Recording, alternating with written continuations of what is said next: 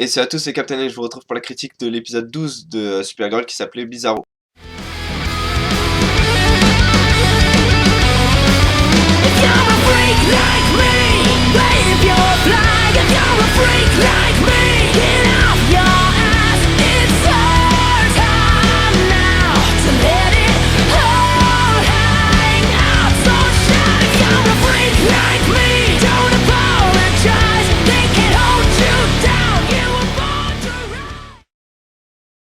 Donc comme son nom l'indique, c'est un épisode qui était consacré à la naissance du double maléfique de Kara. J'ai bien aimé, hein, je vais tout de suite passer au point positif, même si je trouve que c'est un épisode qui était un peu moins réussi que les précédents, j'y viendrai un peu plus tard. Dans les points positifs, j'ai bien aimé la naissance de Bizarro, comment elle est née à partir de la faiblesse de Kara, en fait, grâce à la kryptonite et du coup son visage qui se déforme, etc. C'était bien fait de ce point de vue-là. Le personnage, enfin, on peut pas dire grand-chose non plus de Bizarro parce que c'est pas non plus un personnage en lui-même. Il y a que dans les comics de Superman où il devient un peu plus un personnage, mais plus un personnage à l'aspect comment dire, euh, j'allais dire humoristique, voilà, comique du personnage, c'est-à-dire que c'est vraiment un personnage qui est tellement débile qu'il arrive dans des situations complètement connes. Euh, Là, c'est pas vraiment le cas avec Bizarro, c'est un aspect beaucoup plus dramatique du personnage. Pour le coup, c'était assez réussi de voir qu'elle naissait en fait à cause de Kara et qu'elle était plus ou moins elle. L'aspect je suis elle, je pense comme elle, etc. Je pense que c'était pas forcément nécessaire et c'était peut-être un peu trop, à moins que ce soit du bluff, mais je pense pas que Bizarro soit assez intelligente pour, euh, pour bluffer sur ça. Donc j'ai trouvé que l'aspect je suis comme Kara, je pense comme elle, etc. Donc je sais exactement ce qu'elle ressent pour toi, etc. C'était vraiment de trop, surtout que elle enlève Jimmy Olsen alors que Bizarro a vu Kara avec un autre mec juste avant. Donc cet aspect-là était assez bizarre. Et c'est pas forcément enfin, c'est pas une. C'est pas une énorme déception, c'est pas un gros défaut dans l'histoire, mais j'ai trouvé ouais, que c'était un peu trop surfait en fait. Donc là, c'est plus un point d'interrogation. Je comprends pas vraiment ce que la série veut faire avec Maxwell Lord. C'est-à-dire que je pensais qu'il allait être le complotiste, c'est-à-dire c'est le mec qu'on n'allait pas voir pendant deux ou trois épisodes, surtout après la révélation comme quoi il connaissait la nature de la relation entre Kara et Alex. Donc je pensais qu'on n'allait pas le voir pendant plusieurs épisodes pour le voir comploter contre les sœurs et arriver avec un plan diaboliquement efficace, etc. pour au moins en dégager une de l'équation. Et là, non, en fait, il est emprisonné, et même quand il est emprisonné, on sent qu'il n'a pas vraiment de. Enfin, théoriquement, il devrait toujours avoir un plan A, un plan B, un plan C, au cas où il se fait emprisonner. Et au moment où il se fait arrêter par Alex, on sent même qu'il sait qu'il va se faire arrêter, et donc je comprends pas qu'il ait pas un plan de secours et qu'il le dévoile pas lorsqu'il est en prison.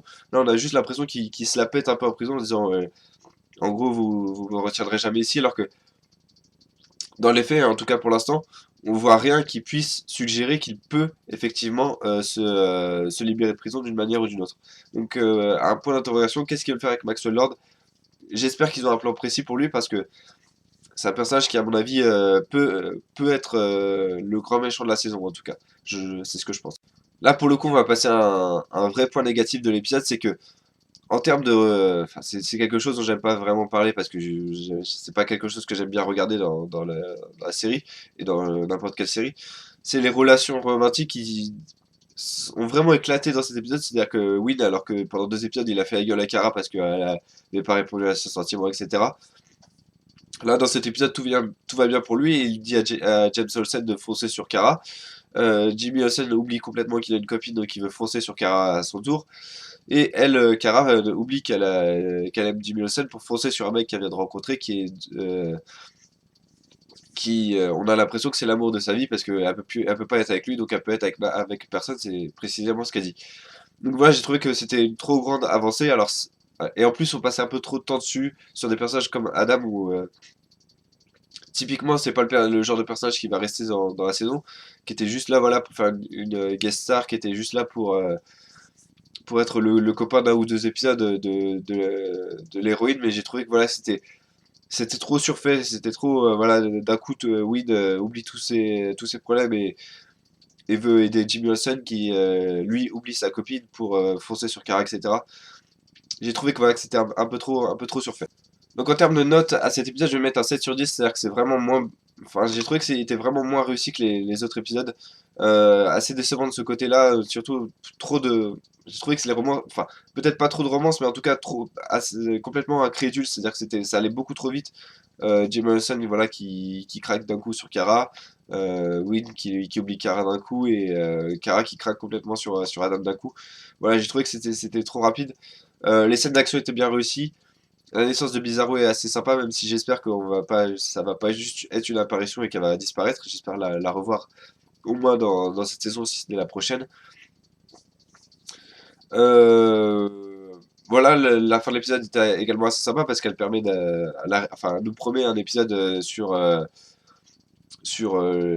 l'anane qui se greffe au torse comme dans le dessin animé Justice League où c'était Superman qui avait été intoxiqué, contaminé par cette machine-là. Donc peut-être que le prochain épisode va nous permettre de voir un peu plus Krypton, vu qu'on sera dans le rêve de Kara, et peut-être qu'elle va en sortir encore plus énervée, etc. Donc de ce point de vue-là, ouais, c'était sympa. Moi, je vous remercie d'avoir regardé cette vidéo. Je m'excuse pour ma voix, je me suis attrapé un rhume. Voilà. J'en suis désolé. Donc si vous avez vu cet épisode, n'hésitez pas à me le dire dans les commentaires. Je serais ravi d'en discuter avec vous. Sinon, bah, ouais, demain, il y aura la critique de Flash, donc tous les mercredis. Et puis vendredi, la critique de Legend of Tomorrow, comme tous les vendredis. Je vous remercie d'avoir regardé cette vidéo. Je vous donne rendez-vous pour la prochaine. Et je vous dis à bientôt.